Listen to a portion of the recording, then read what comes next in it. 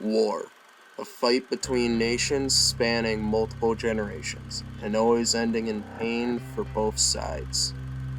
Sometimes, we choose to fight in wars for what we believe in. Others fight to help the nation to survive the fight, while others don't have a choice but to fight.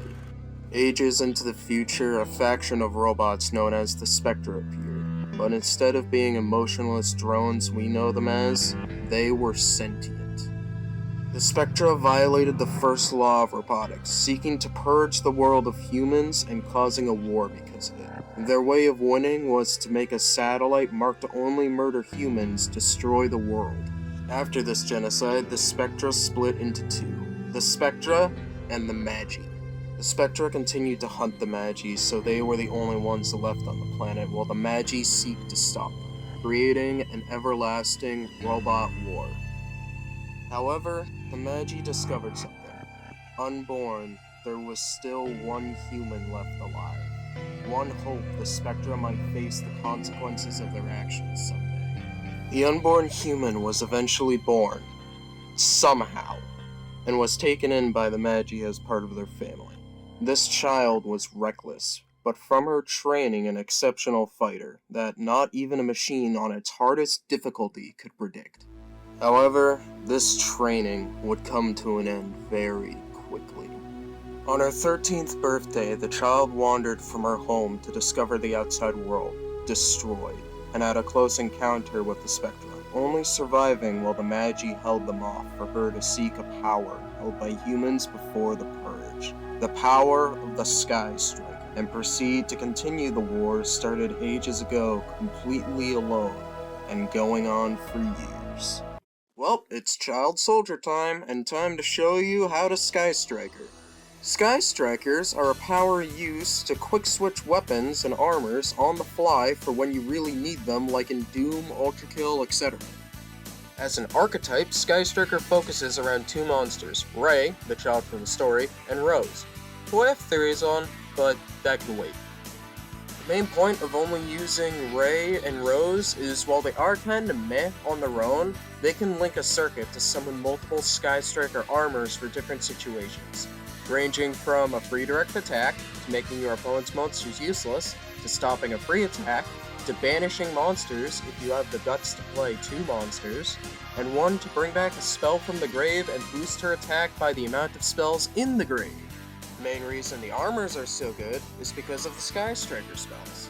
None of them are once per turn, all of them with different effects to break a field, but with the downside of no monsters in the main 5 zones. Sky Striker, when going second and you get good cards, can murder Eldritch or Labyrinth since they need a lot of setup. Combo that with generic spells like Lightning Storm, Harpy's Feather Duster, and Raigeki, and you have sauce to make a runic player cry. However, it was difficult to win with Sky Striker unless your goal was to piss off the opponent, so other boss monsters like Access Code Talker and Boral Sword were brought in, but I didn't want to be a basic bitch, so I went with Utopia. It's difficult to pull off, but if your opponent has a monster in attack mode and you bring out Utopia Double, you can do the Utopia Double OTK to get an easy win. And in my book, you'll actually get some brownie points for that because you'll win by strategy instead of winning purely because you brought Access Code or Boral Sword. However, new support for Master Duel released Mobilize Linkage, a spell that lets you send a card to the graveyard to summon a Sky Striker Link monster, and if you have a Light and Dark monster in your graveyard, with 1000 extra attack. And while it does enable what I call transphobic sauce, it enables Sky Striker to have a win condition other than maximum emotional damage. However, this win condition takes a bit to get unless you are a god of Yu-Gi-Oh! Or you can Shining draw a full hand, so don't count on it. With their adaptability, they were even allowed their own pot of greed in the form of Mobilize Engage, which lets you add a Sky Striker card, then draw one card if you have 3 spells in your grave.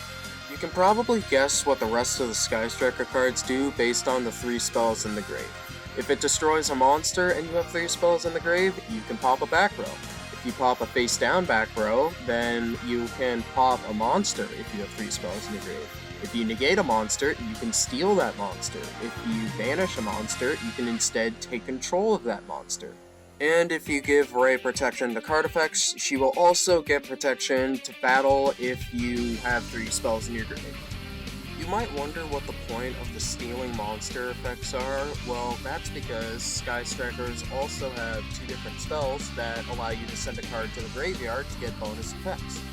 First is Sky Striker Airspace. This lets you pick a card on your field without the restriction of no monsters in the main zones, and use Pot of Desires with the only stipulation being you need to add a Sky Striker card, then the card you picked goes to the graveyard if you did pick up a card. The second is Multi-Roll, where you can pick a card on your field without the no main monster restriction, and send it to the graveyard. Now, whatever spell you play that's a Sky Striker spell, it cannot be responded to at all by your opponent. However, Multi-Roll has another effect. If you make it to the end phase and you used a batch of Sky Striker cards, you can take the number of Sky Striker cards that you just used from your graveyard and set them back face down. They go to banished once you use them, but you get to reuse the Sky Striker cards that you just used. With the options that Sky Strikers give you, there's not really like a set consistent combo that you can really do, because if you're going second, then the main thing you'll want to do first is figure out how to destroy your opponent's entire field. But if you're going first, then usually the standard thing that I do at least is try to set as many spells as I can that are quick play, and then try to get out Shizuku, because Shizuku is the makes your opponent's monster useless one, and she has an extra effect where if you make it to the end phase, you can add a Sky Striker card that isn't already in your graveyard to your hand from your deck. However, tiny bit of a hot take, I actually run one of Sky Striker Vector Blast. Basically, Vector Blast, when you activate it, mills the top 2 cards of both your opponent and your deck, so you can get a feeling of what your opponent is running based on what it mills, and there's a heavy chance that you can mill 2 spells immediately to be able to get the 3 instantly to get the extra effects for other spell cards.